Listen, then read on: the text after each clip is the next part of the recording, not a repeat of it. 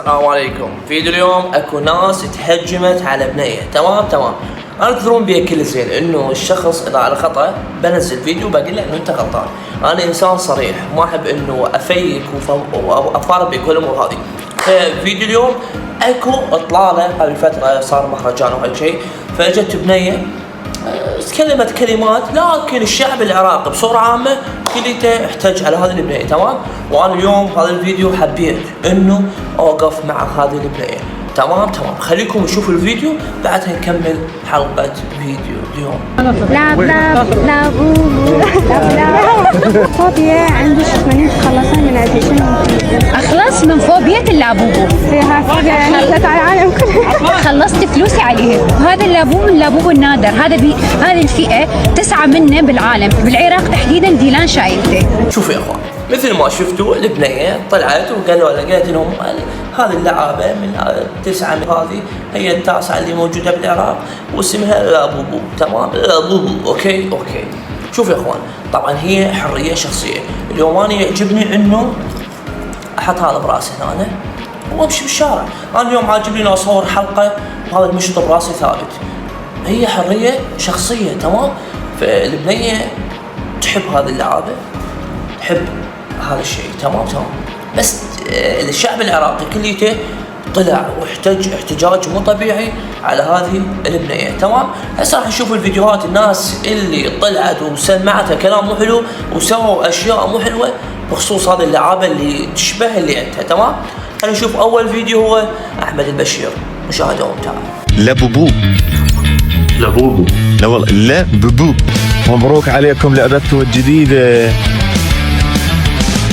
صدق؟ اي صدق. يلا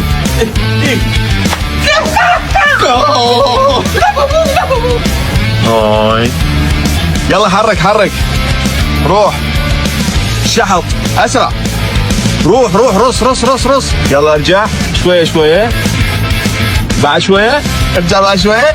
اي خلاص تمام. شو والله شو لا زين شو نسوي هسه؟ سويناها على نصين بو. ما صلحها؟ لا شيء ما تسوي. يلا شكرا. طبعا احمد البشير هو ناقد. تمام بيحب ينتقد. اني ما لي بي علاقه، ما بي لي صله يعني صله تواصل بينه وبينه نهائيا. طبعا احمد البشير جايب شخص. تمام فعندهم جايبين نفس اللعبه اللي عند هذه البنيه او نسخه من النسخ اللي موجوده عندها. تمام، فحاولوا بقدر الامكان انه يدمرون هذه اللعبه. حطوها واحد تشوت على الثاني، انه واخر شيء جابوا سياره داستها، واخر شيء شمروا هذه اللعبه بالزباله. الامور هذه في سبيل انه يقهرون هذه البنيه او يوصلون رساله انه هذه اللعبه غير مهمه نهائيا. لكن البنيه في عندها احساس، في عندها مشاعر. تمام اليوم انت متربي بزونه داخل بيتك. تمام، هل ممكن انه اني كونك انت مشهور بنزل فيديو عليك وبقول ابي ربي قطط هالامور هذه؟ هذا الشيء وايد غلط. انه البنيه حريه شخصيه. زين بالله عليك يا احمد البشير، هذه البنت لو طلعت بفيديو تكلمت كلام مسيء او طلعت بلبس غير يعني مستور نهائيا، لبس خلينا نقول ايحائي نهائيا. تمام، هل ممكن انه انت راح تطلع وتتكلم عليه بهذه الطريقه؟ لا شيء اكيد ما راح تطلع وتتكلم عليه. ليش؟ شنو دفعك اللي تحشي عليها بخصوص لعابه؟ معقوله جاي تروج للعابه؟ انت جاي تروج، انت مو تجي تروج للعابه. تمام، المهم خلينا نشوف الاشخاص الاخرين اللي هانوا هذه اللعبه. خلينا نشوف.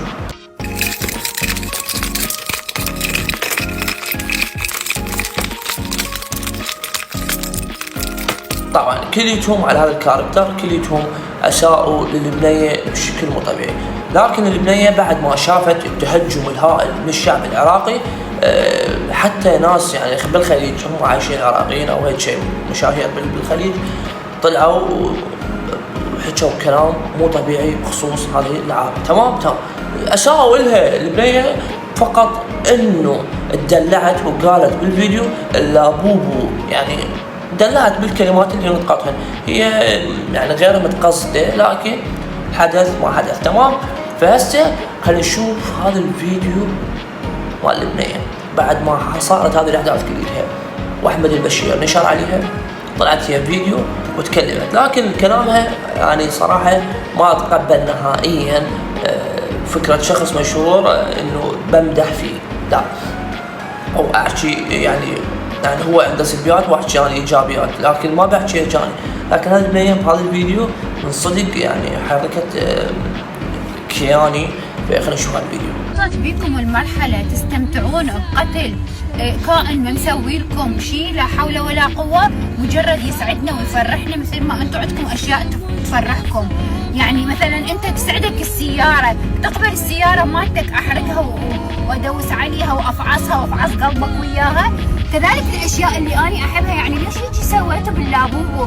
ماكو احد مدز لي الفيديو، يعني جد والله ان شاء الله يا رب هاي حرقة قلبي تطلع بيكم مثل ما حرقت اللابوبو. ميتة قهر يعني انا شفت الفيديو يجي قمت ارجف، يعني جد ما اعرف ايش دا يصير، يعني والله ما اعرف ايش احكي. حاولوا تحترمون الاشخاص اللي يحبون الاشياء، يعني يجي جد انجعص قلبي وشفت اللابوبو ويجي دا يجعصوا. وعن البنيه متاثره كلش هوايه، البنيه صارت لها هجمه كلش رهيبه من قبل الجمهور، من قبل الناس، من قبل المتابعين، من قبل المشاهير اللي ما كانت متوقعه انه راح يتفاعلون وياها بهذه الطريقه.